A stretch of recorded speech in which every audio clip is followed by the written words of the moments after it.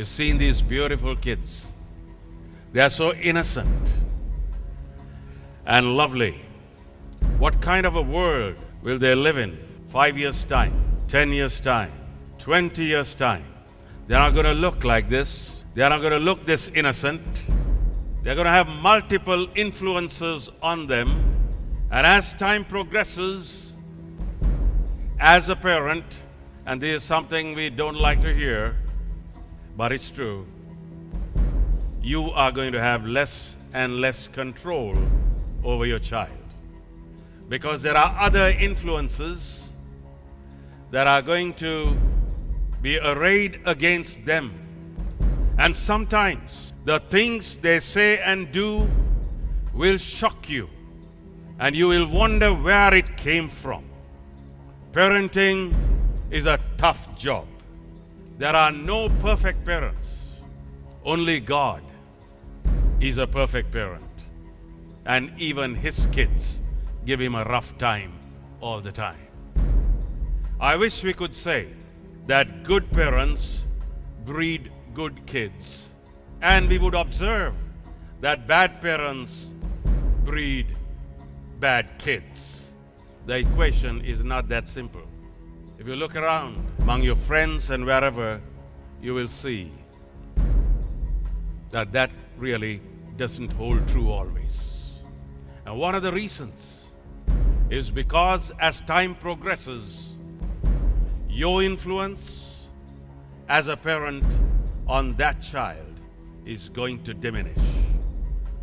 Therefore, you got to do what you can do when you have them within your control. And the Bible tells us how.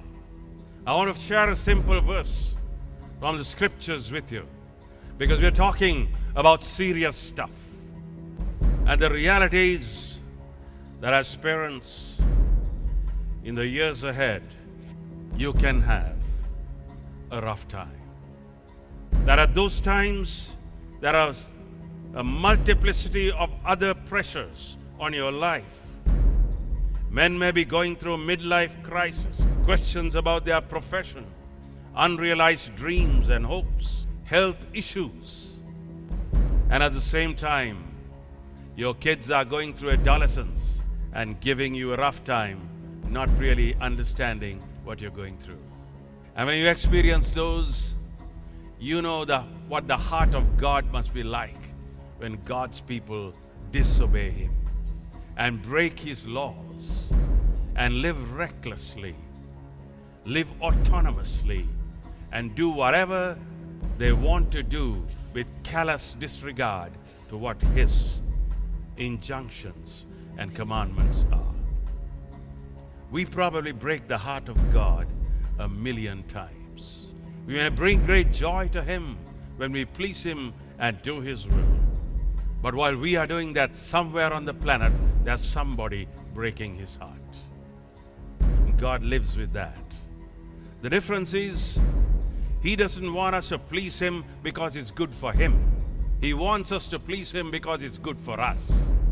What does the Bible say about this? There's one verse in the Bible that tells us what you can do. So let me just share that verse with you. And it's Proverbs chapter 22 and verse 6. Train up a child in the way he should go, and when he is old, he will not depart from it.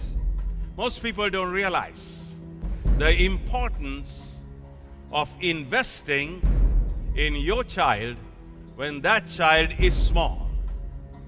That period, probably between 3 to 7 years, and then 8 onwards towards the teens, that is a period that you have your child with you, and the values and the principles that you model and you share with them is actually what's going to direct their lives long after you've lost control of them.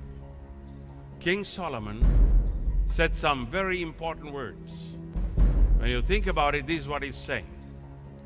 When you have a child within your control, you make fenced allotments or put fences or boundaries on that child, and you teach that child certain values and modes of behavior.